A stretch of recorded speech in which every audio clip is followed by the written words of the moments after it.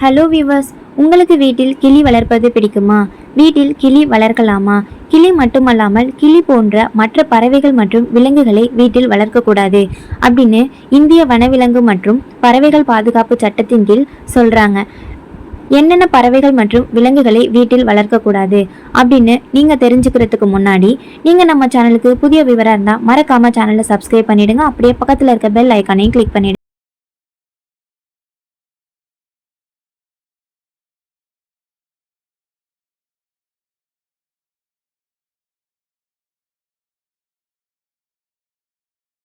Love birds, மீன்கள் போன்றவற்றை பெரும்பாலானோர் வீட்டில் வளர்க்குறதுக்கு ரொம்பவே ஆர்வமாக இருக்காங்க. என்னதான் அவைகளோட நம்ம நெருங்கி பழகினாலுமே சில விலங்குகளையும் பறவைகளையும் வீட்டில் வளர்க்குறதுக்கு சட்டம் நம்மளை அனுமதிக்கலை. வளரும் சூழலை அடிப்படையாக கொண்டு வீட்டில் நம்ம பிராணிகளை வளர்க்க இந்திய தண்டனை சட்டத்தில் இடம் கிடையாது. இது தெரியாமலேயே சிலர் கிளி, அணில், மைனா போன்ற தடை செய்யப்பட்ட பறவைகளை கூண்டில் அடைத்து வளர்க்கின்றன. அவ்வாறு வளர்ப்பது சட்டப்படி குற்றம்.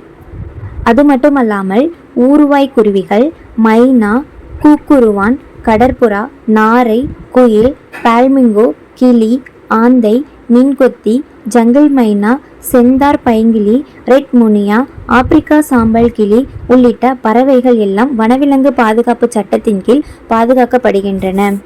இவற்றை செல்ல பிராணிகளாக வீட்டில் வளர்க்கக்கூடாது. நட்சத்திர ஆமைகளை வீட்டில் வளர்ப்பதும் பெரும் குற்றமாகும். பச்சை கிளிகள் அழியக்கூடிய நிலையில் இருப்பதால் வீட்டில் வளர்க்கவும் ஜோதிடம் பார்ப்பதற்கும் தடை விதிக்கப்பட்டுள்ளது. மீறினால் 7 வருட சிறை தண்டனை மற்றும் அபராதம் விதிக்கவும் சட்டத்தில் இடமுள்ளது. இது போன்ற தகவல்களை நீங்க தெரிஞ்சுக்கணுமா? அப்போ நம்ம சேனலை உடனே போய் சப்ஸ்கிரைப் பண்ணி வச்சுக்கோங்க. தேங்க்யூ ஃபார் வாட்சிங் friends. Keep supporting my channel.